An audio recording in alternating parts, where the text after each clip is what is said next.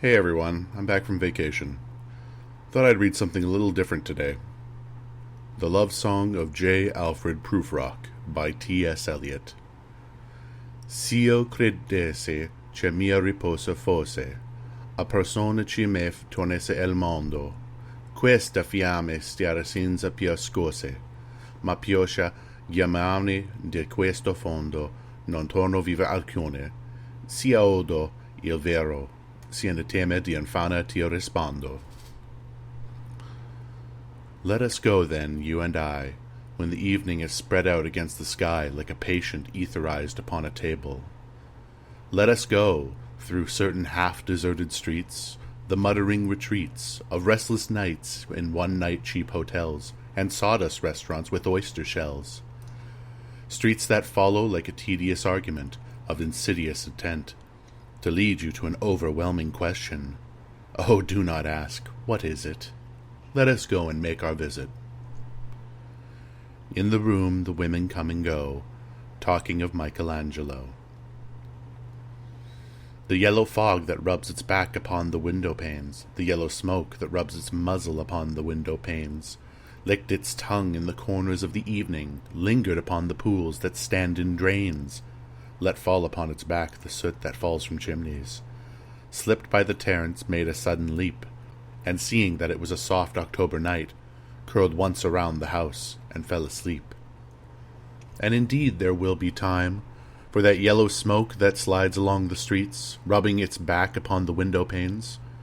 There will be time to prepare a face to meet the faces that you meet. And there will be time to murder and create, and time for all the works and days of hands. And time for all the works and days of hands that lift and drop a question on your plate. Time for you, and time for me, and time yet for 100 indecisions, and for hundreds of visions and revisions before the taking of toast and tea. In the room the women come and go, talking of Michelangelo. And indeed there will be a time to wonder, do I dare, and do I dare? Time to turn back and descend the stair, with a bald spot in the middle of my hair. They will say, how his hair is growing thin. My morning coat, my collar mounting firmly to the chin, my necktie rich and modest, but asserted by a single pin. They will say, but how his arms and legs are thin. Do I dare disturb the universe? In a minute there is time for decisions and revisions which a minute will reverse. For I have known them all already, known them all, have known the evenings, mornings, afternoons. I have measured out my life with coffee spoons. I know the voices dying with a dying fall beneath the music from a farther room. So how should I presume? And I have known the eyes already, known them all, the eyes that fix you in a formulated phrase. And when I am formulated, sprawling on a pin, when I am pinned and wriggling on the wall, then how shall I begin to spit out all the butt ends of my days and ways? And how should I presume?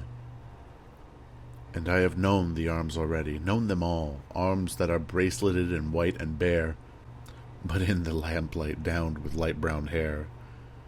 Is it perfume from a dress that makes me so digress? Arms that lie along the table or wrapped about a shawl. And how should I presume? And how should I begin? Shall I say, I have gone at dusk through narrow streets and watched the smoke that rises from the pipes of lonely men in t-shirt sleeves leaning out of windows? I should have been a pair of ragged claws scuttling across the floors of the silent seas. And the afternoon, the evening, sleeps so peacefully, smoothed by long fingers, asleep, tired, or it malingers. Stretched on the floor here beside you and me, should I, after tea and cakes and ices, have the strength to force the moment to its crisis? But though I have wept and fasted, wept and prayed, though I have seen my head, grown slightly bald, brought in upon a platter, I am no prophet, and hear no great matter. I have seen the moment of my greatness flicker, and I have seen the eternal footman hold my coat and snicker, and in short, I was afraid.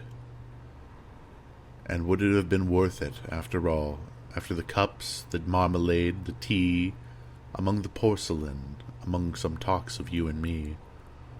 Would it have been worth while to have bitten off the matter with a smile, to have squeezed the universe into a ball and roll it towards some overwhelming question, to say, I am Lazarus, come back from the dead, come back to tell you, I shall tell you all?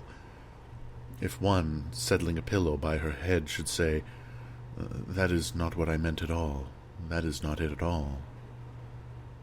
And would it have been worth it, after all?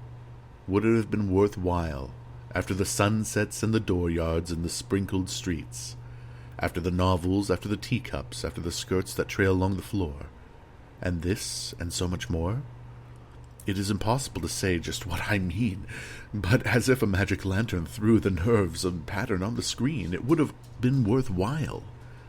If one, settling a pillow or throwing off a shawl, and turned around towards the window, should say, that is not it at all, that is not what I meant at all.